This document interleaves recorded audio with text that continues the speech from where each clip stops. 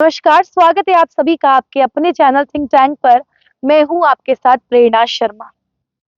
दोस्तों, आज की इस रिपोर्ट में कांग्रेस पार्टी का टीपू सुल्तान के साथ प्यार उजागर करेंगे। टीपू सुल्तान के साथ जघन्य प्रेम कांग्रेस पार्टी का आज कर्नाटक विधानसभा में उजागर होकर सामने आया है। कांग्रेस पार्टी को ये बताएंगे कि कांग्रेस पार्टी जिस टीपू सुल्तान के नाम का सहारा लेकर शायद थोड़ा चर्चा में आना चाह रही है, वह टीपू सुल्तान पूरी जिंदगी एक नंबर का पनौती रहा। टीपू सुल्तान के नाम के आगे यदि उसका सब नेम हमें पनौती रखना पड़े तो थिंक टैंक के माध्यम से मैं प्रेरणा शर्मा कोई संकोच नहीं करती हूँ। टीपू सुल्तान का नाम पनौती रखने में कोई बुराई नहीं है। ये वो सुल्तान है जो पूरी जिंदगी जिस व्यक्ति से भी जुड़ा उसका केवल सर्वनाश और सत्यानाश कराया। आज की इस रिपोर्ट में आपको बताएंगे कांग्रेस पार्टी का टीपू सुल्तान के प्रति प्रेम और टीपू सुल्तान के पनौती होने की सबसे बड़ी वजह, और शायद यही कारण है कि कांग्रेस पार्टी आज खुद देश के लिए बड़ी पनौती बनकर सामने आई है, क्योंकि पनौतियों को प्रमोट करती है। दोस्तों, वैसे तो केंद्र सरकार के अधिकार क्षेत्र में आता है कि वह किसी भी राज्य के एयरपोर्ट्स का नाम चेंज करे, लेकिन केंद्र सरकार ने कर्नाटक विधानसभा में ये बात रखी और बोला कि आप किसी भी एयरपोर्ट का नाम, अपने यहाँ के एयरपोर्ट का नाम किसी भी फ्रीडम फाइटर या किसी भी वीर या वीरांगना के नाम पर आप रख सकते हैं जो कर्नाटक से हो। अब ऐसे में आप बड़े बड़े फाइटर्स हैं, फ्रीडम फाइटर्स हैं कर्नाटक के, जिनके नाम पर आप एयरपोर्ट के नाम सुझा सकते हैं।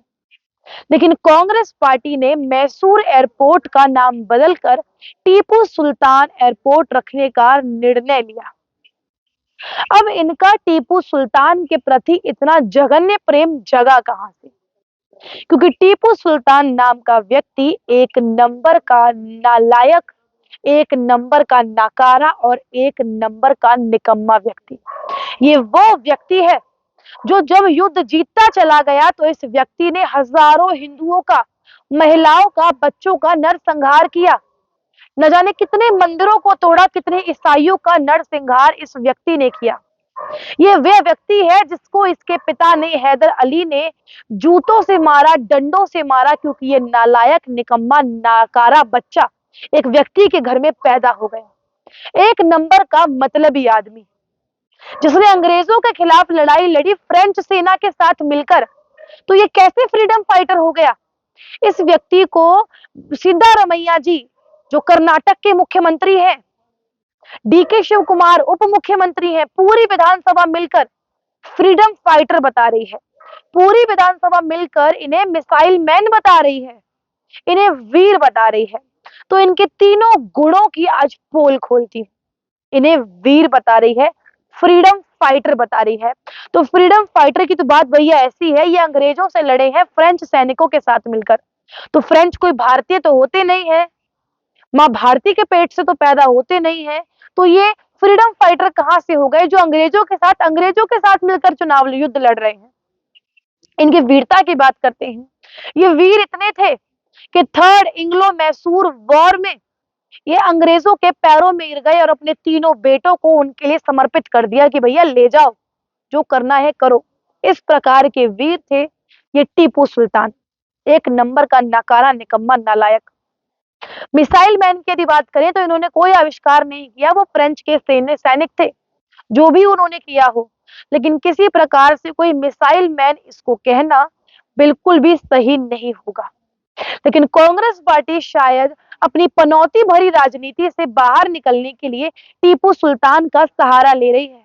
ये वही टीपू सुल्तान है जिसकी वजह से आज एक बहुत बड़ा समुदाय कर्नाटक में मंडलम अयंगर, जो कभी दिवाली का त्योहार नहीं मनाते, जो दिवाली के दिन नरक चतुर्दशी के रूप में मनाते हैं, एक शोक के दिवस में मनाते हैं, क्योंकि हजारों मंडलम अयंगर समुदाय के लोगों का, जिनमें महिलाएं, बच्चे भी शामिल थे, उनका नरसंहार इस व्यक्ति ने किया। मैसूर चले जाइए, कुर्ग वालों से पूछिए आप इसके बारे में, वो आपको बताएंगे। मैंगलोर वालों से पूछिए, वे अपने वहां कुत्ते और बिल्लियों का नाम टीपू रखते हैं। इस प्रकार का व्यक्ति और इस प्रकार की इमेज मैंगलोर और पूरे कर्नाटक में इस टीपू सुल्तान की है। लेकिन इस टीपू सुल्तान की छवि का सहारा लेकर शायद कांग्रेस पार्टी अपनी पनौती भरी राजनीति को अब शायद लक में बदलना चाहती है।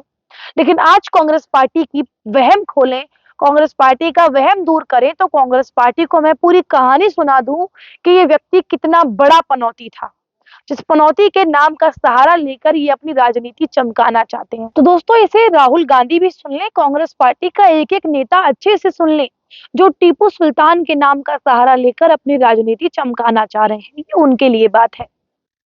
तो जो लोग टीपू सुल्तान के साथ जुड़े, चाहे वो उनके दोस्त बने चाहे दुश्मन बने, सबका बहुत बुरा हुआ, क्योंकि टीपू सुल्तान बहुत बड़ा पनौती था।